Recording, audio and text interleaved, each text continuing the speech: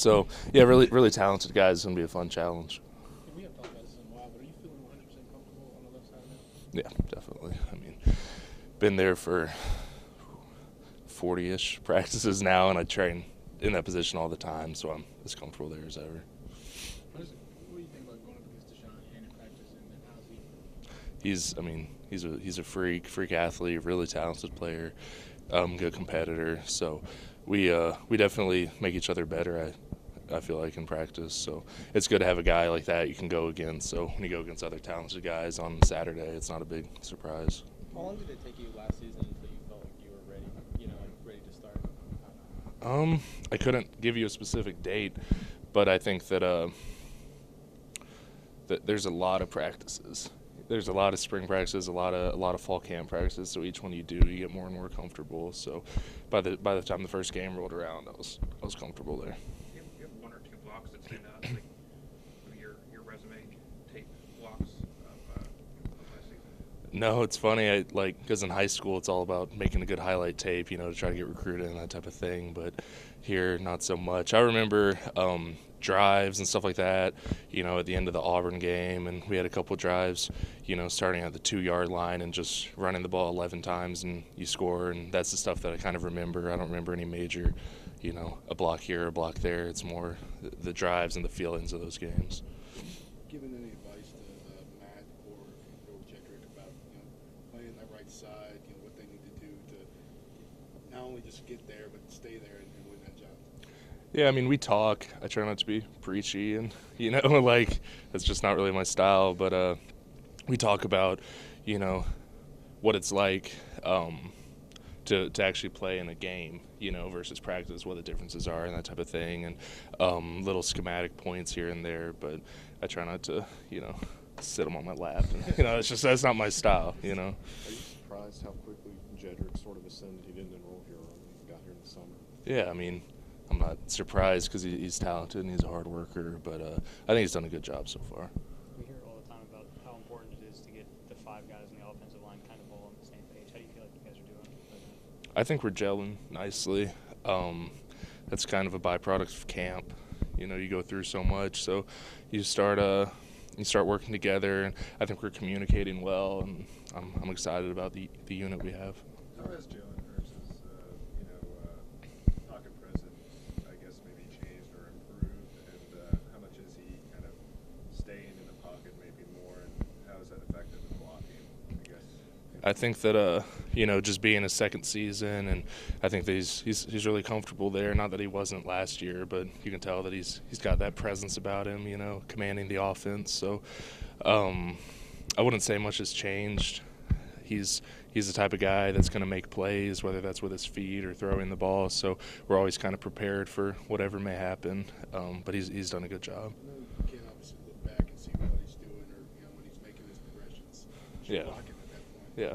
Whether it's on film or whatever, do you see him, mentally making those changes, making those reads, rather than just 1-2 go kind of thing? Yeah, I think that Dable's done a good job of teaching all the quarterback stuff that's kind of above my head, but he does a good job. He does a good job on all of his reads and making decisions and getting the ball out and that type of thing. So I'm confident in him. Jonah, for how sure. much fun has it been to block for these host running backs you have? You've got a carousel of absolute bruisers back there. We do. How much fun is it to block for these guys? It's a lot of fun. Like I think I said last time that if you make all your blocks, it's a guaranteed big play if we do a good job on the offensive line. And if we mess up a block or two, it still might be a good play because we got such talented guys that can either run people over or just beat people with their feet. So I mean that's exciting as offensive line because if you do your job, then it's going to be a successful run play. And those guys they all have great personalities. They all work hard. No one has a big head. It's a really good unit. One of the FSU offensive linemen made the line that they go against the best defensive line they think in the country.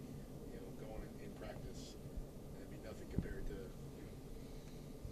Alabama would be kind of thing, or the inverse. What do you kind of think about that as far as offensive linemen even just kind of jumping into that trash talk? Yeah, I mean, I don't do rankings, so I'm not going to say one person's better than another. But I think, they do have a good D-line, and they're proud of going against their D-line, and we have a good D-line. I'm not the type to make any controversial statements about that. But, I mean, I think that's something to be proud of. Not everyone gets to go against really talented D-line all the time in practice, so they're surprised when they do go against a good one. But I have nothing but the fullest confidence in our own D-line. Did you develop like a routine that you do before every game just to get in the zone and ready? Yeah, I think it's kind of the same thing that I've been doing my whole career. Just try like, you don't want to be nervous, you don't want to be anxious, but you want to be excited, you want to have that positive energy. So I listen to music, I'm in my zone, I'll talk to people, but I'm not a social butterfly before the game. It's just kind of getting focused on what you have to do and visualizing, because that's a big part of it too. Does it change at all between home and away games?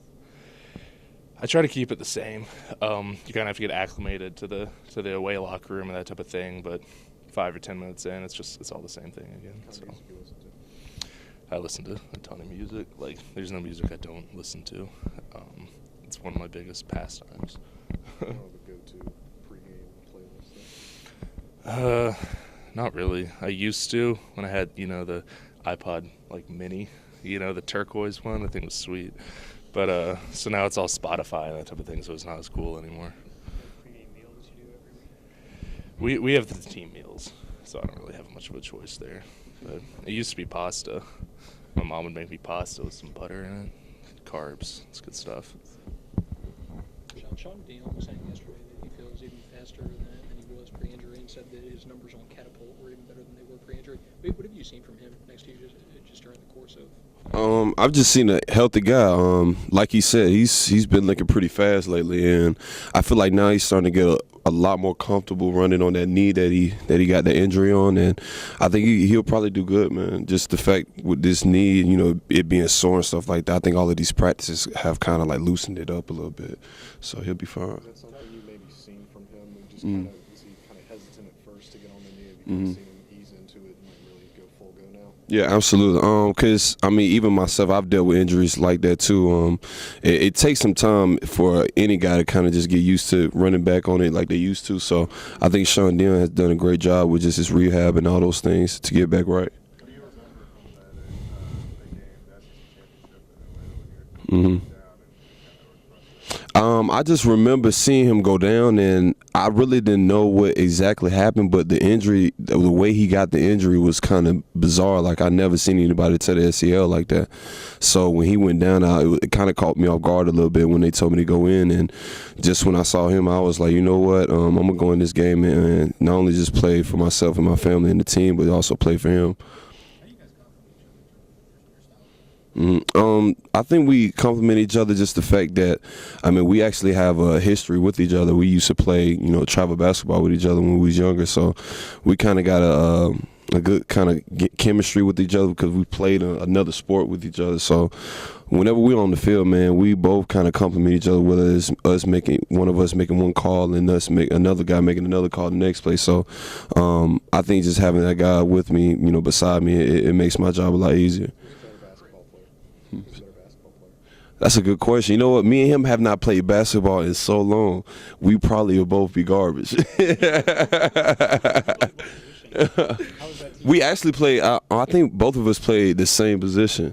So, but in Little League, everybody's kind of small, the same. So, we really play almost every position out there. I don't know. That's a good question. We may have been maybe like around 14 around that age, 14 to 12. So I think that was around that age we was playing. Cause we playing travel ball. We went to some little tournament in Kentucky, and we ended up winning it. So that was probably one of the things I remember the most about it. How much practice this week has been emphasized of wrapping up attack and bringing together the ground? I think that's really been emphasized not only just this week, but since I've been here. We played against so many talented quarterbacks. For one, obviously Deshaun Watson. Being able to kind of wrap up and make sure you actually take the opponent down is probably the number one thing.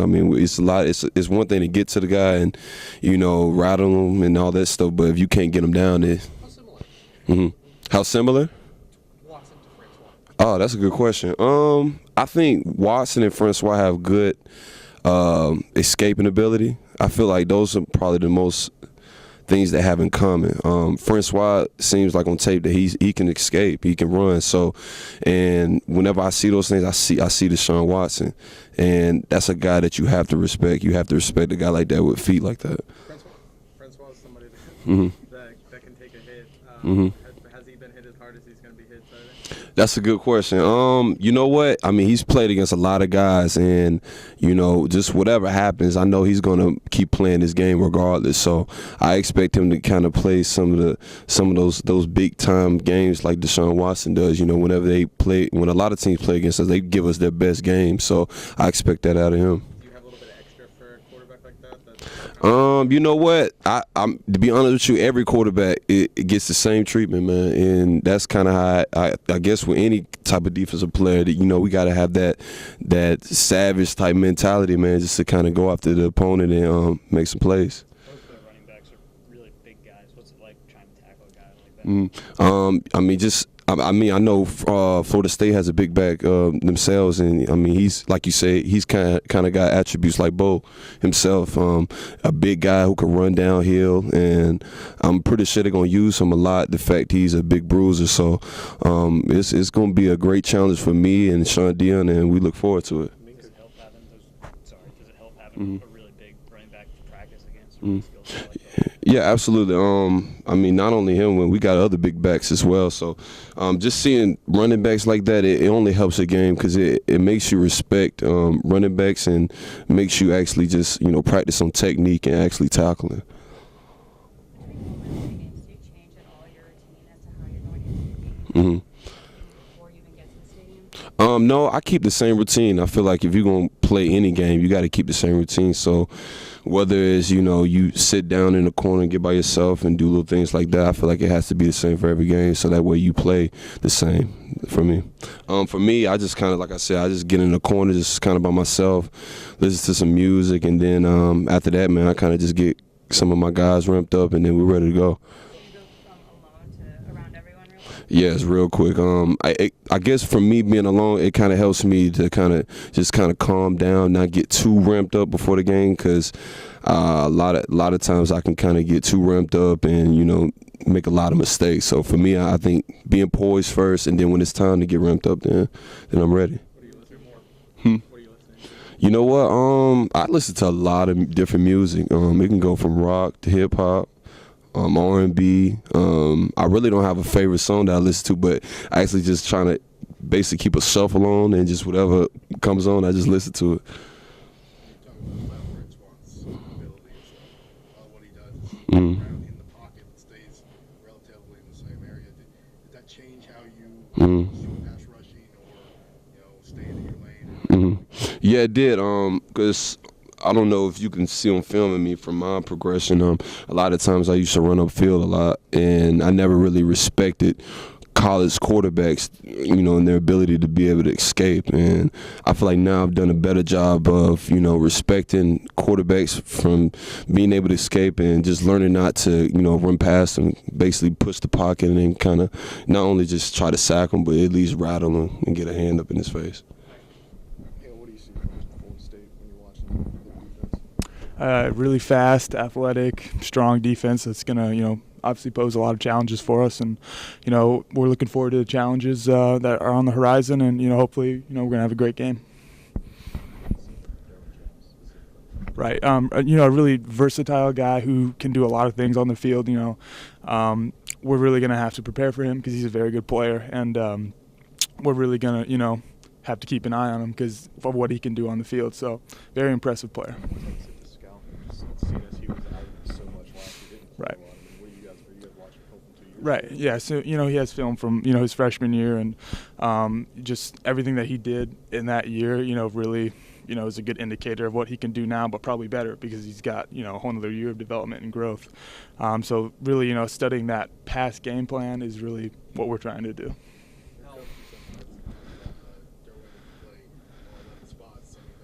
Right. How versatile is that legitimately, especially compared to a guy like Minka? Right. Play everywhere in the second Right. Well, I mean, I would say like a lot like Minka, just like you said, because when you have a guy that's like that can do so many different things on the field, he poses a matchup problem because you don't know where exactly he's going to line up, and wherever he does line up, you have to make sure you have him in check. So someone who can do that obviously poses a big threat, and that's something that we're going to have to keep an eye on out throughout the game and always make sure we know exactly where he is and what he's going to do. Working with Coach Naval, he's worked with so many unbelievable tight ends, Gronkowski, Bennett. Has he been able to take your game to another level? Absolutely. Just little things that he can tell us. I did so and so with Gronk. I did this with Martellus Bennett. It's incredible to find all these new little tricks and tips that he has. And really just helping us take our game to a new level because of all this little knowledge that he has.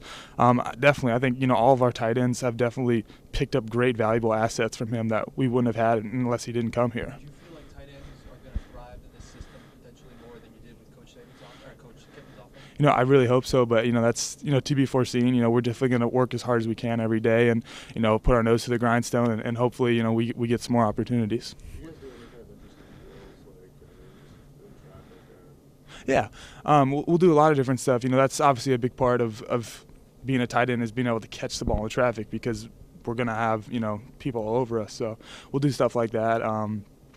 Just overall hand strength, blocking, positioning, footwork, all that stuff is pretty standard for us. The strangest drill? I mean, none of it's too strange. It's all pretty standard. What we're used to. Yeah, I wouldn't say anything's strange by any means. Yeah. What have you seen from Merv Smith, especially in the passing game? How much has he improved? Right. Really fast guy who runs really good routes and who's really taken his blocking to a new level. And, we're really excited with the progress that he's made, and the contribution he's going to be able to make for us this year is going to be very important for the whole tight end group. And, I've really seen a guy who's really came into his own, especially this off season and this spring and this fall camp. So really excited for how he's developing and, excited to play with him. Yeah, absolutely. I mean, Miller's definitely gotten better as a blocker. And not to say he was bad before. Obviously I'm not saying that, but just what he did, from last season to now, he's definitely made strides. I've really seen him come into his own also in the passing game. Just being able to, run better routes just like Irv. I mean, they've both gotten really good. And so, I'm really excited with the amount of depth we have at tight end. And, I'm really looking forward to, sharing the field with these guys. Performing combo blocks with the right or left tackle, depending on where you are in the line. When you're there, what you have to. We hear from the offensive linemen they have to have that chemistry, knowing where they're going to do, what they're going to do. Is that the same for a tight end as well? Right. Yeah. I mean, absolutely. The communication that's involved with working with the tackles and also another tight end that's in the game is something that you have to hone in on and work on every day, because that's something that's tricky out on the field, is how exactly we're going to block this and what do we need to do in order to get this done. That's definitely something that we've been working on a lot, and that's always one of the hardest parts about being a tight end is learning those combination blocks. What are Florida State's edge rushers like? Yeah, really, really fast, explosive, long. Obviously, very good pass rushers. So, we're going to have to do our best to, keep them in check and really have a good week of preparation in order to, mitigate some of that, because they're very effective. Is that going to be one of the bigger challenges that you guys think you could face even this year? Or? Absolutely. One of the best defenses by far I've ever seen, and we're definitely going to have to, keep them in check, like I said, because they could really pose a problem for us. I know it's always one weekend time, beyond anything like Right. that. As a team, y'all kind of approach this game as just a 1 week season, a little bit, knowing that it really won't win or lose, it won't affect kind of conference or any of that kind of thing. Well, I mean, I wouldn't say that, because obviously the game in front of us is the most important one, and especially with a game like this that has so much riding behind it. They're obviously a great opponent, and we really need to put all of our eggs in this basket and really make sure that we do everything we can to be prepared for Florida State, because they're so good. And so we are definitely locked in on Florida State, and that's the only thing we're thinking about right now.